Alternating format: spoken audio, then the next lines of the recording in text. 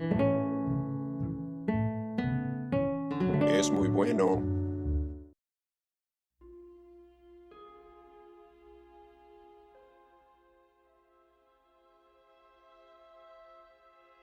Today we are unboxing another Friday the 13th mask. We have a few Friday the 13th collectibles. As you can see, we have Jason as he appeared in part 3. It's a beautiful, beautiful collectible. Mask is by Crash Cunningham, and the undermask is by the exceptionally talented Justin Mabry, a very good friend of mine. And you can see we also have the Friday the 13th, the final chapter mask with the kind of gooey blood. I was lucky enough to get it signed by, of course, Crash, who created the mask, Ted White, Tom Savini, and my good buddy, Harry Manfredini. Go Cubs, Harry. So there's that. And then we also have Friday the 13th Part 6 mask. Anyone who knows these films and know the masks knows that they're a little different from film to film. It's kind of funny when you look at, this mask, the shape, you can see it's thinner than this mask, and you can see there's a huge difference in the triangle. It's like half gone, and by the end of the final chapter, the red triangle on the top was completely gone by the end of the final chapter. And lo and behold, they got to part 6 and the red triangle was back. Continuity was never a strong point in the Friday the 13th series, but I really love the look of the part 6 mask a lot, so we picked this up. But you're looking at this collection, you're thinking, well, you got part 3, part 4, and part 6. Something's missing, right? What's missing? The Friday the 13th part 5 hockey mask. So I went onto eBay. Normally I go through my buddy Crash. Crash Cunningham created all of these masks that you see, these masks, and his work is exceptional and it's amazing. I can't recommend him enough to anyone that's looking to collect Friday the 13th masks. But I wanted the Friday the 13th Part 5 mask to kind of, start rounding out the collection, and I'd read some really good things about the NECA version. So I went ahead and I picked up the Friday the 13th Part 5, A New Beginning hockey mask. It looks really nice. I have to say, just looking at the clamshell, the paint looks pretty darn cool. These are chevrons. They got the blue chevrons. I got the right placement on those and everything. So it even has the strap, matches the strap as used in the film. So let's open it up and we'll see what we've got. And here is the mask itself. Holy moly, is that heavy. Wow. Here's the huge difference between these masks and the Crash Cunningham masks. Ready? Listen. Hear that? Super thick, super solid. You can see, if you look, if you can get the camera closer, you can see the difference in the thickness between the two masks.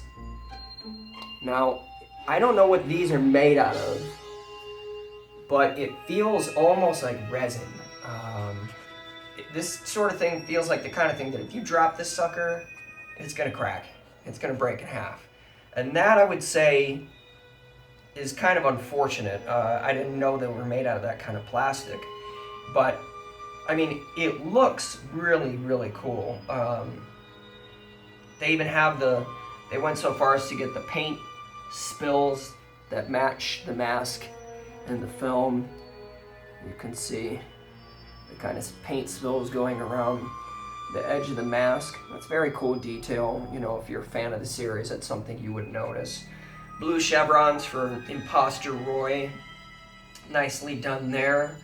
I like the kind of weathering on it.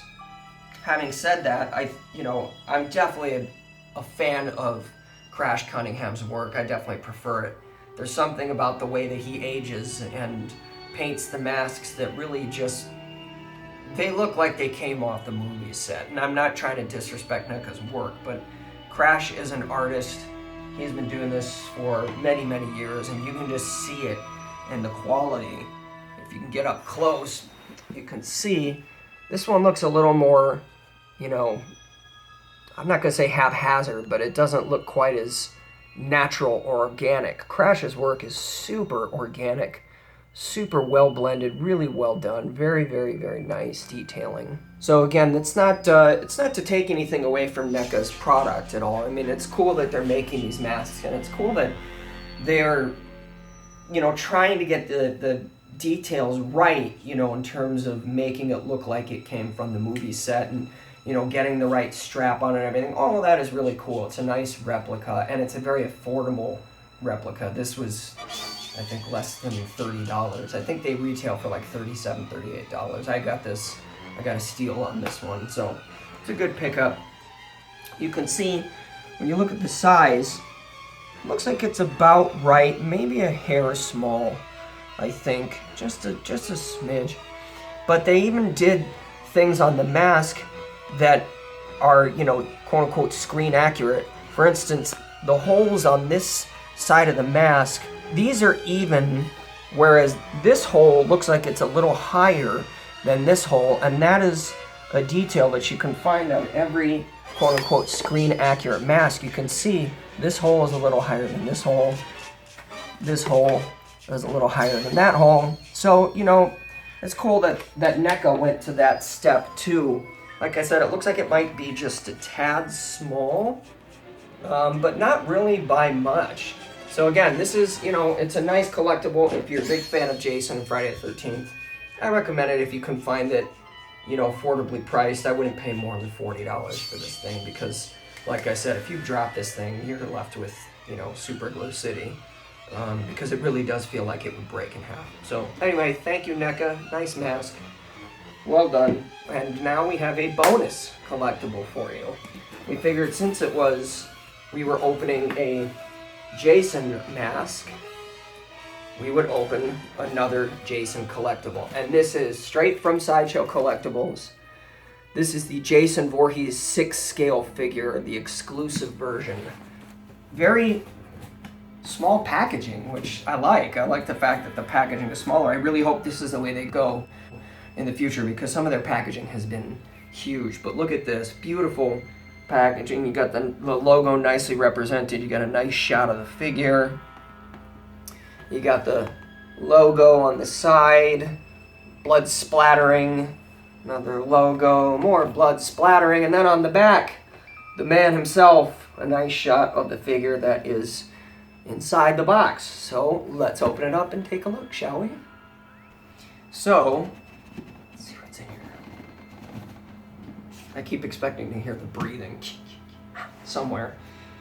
So, you open it up and you get the Jason Voorhees Friday the 13th there, and he's very nicely packaged. Again, all of these companies, starting with Hot Toys and moving to 3-0 and Sideshow, they all take really good care of their product when they ship it, which is something that I'm very grateful for. When you're spending this kind of money on what you consider to be the definitive action figure, you really want to make sure it's well protected and it's well packaged, and it really does seem to be. So once you get in there, you can take this thing off, and then we can get to the man himself. So you want to kind of get close in on there.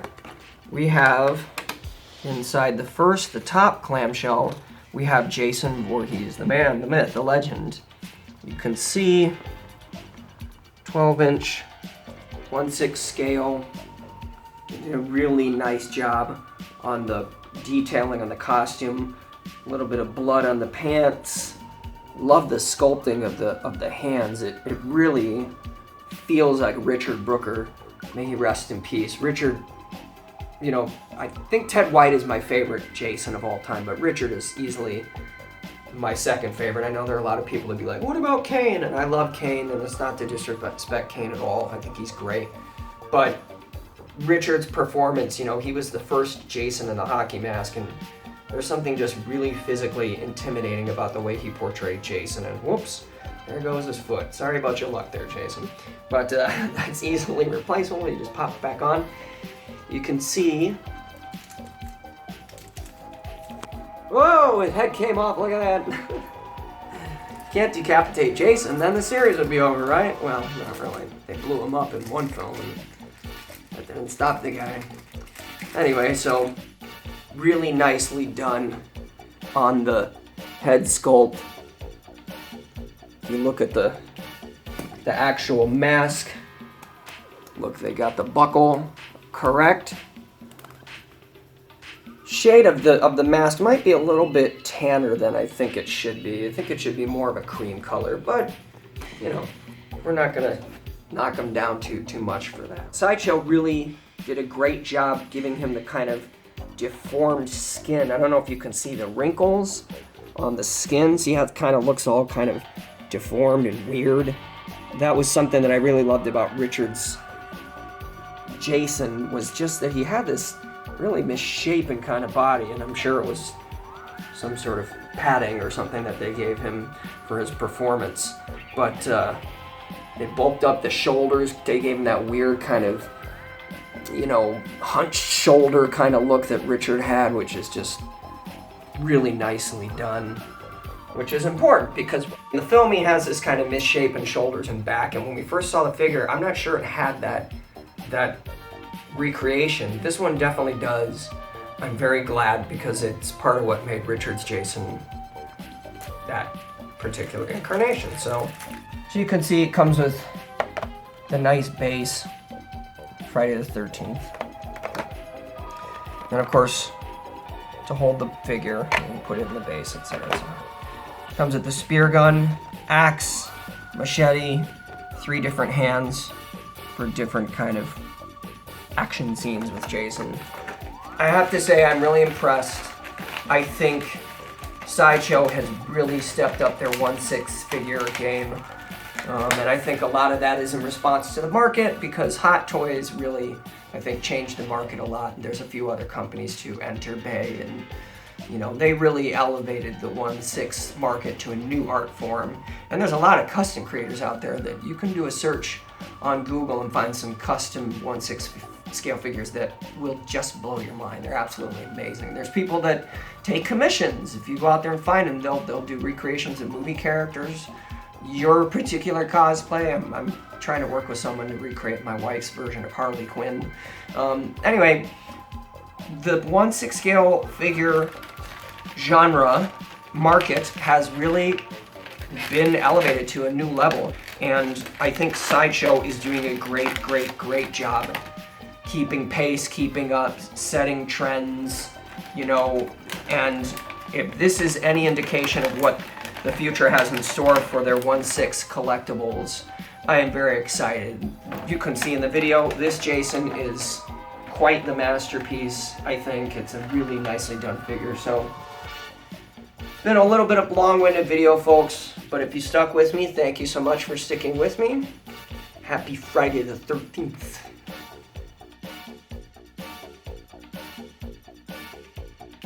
Thank you, folks, for tuning into my video. Thanks for the watch. I encourage comments. I encourage interaction. I encourage you to subscribe. We have a lot of other videos on my channel, and I thank you for your support, and I thank you guys for checking out my silly, crazy horror and genre and acting stuff.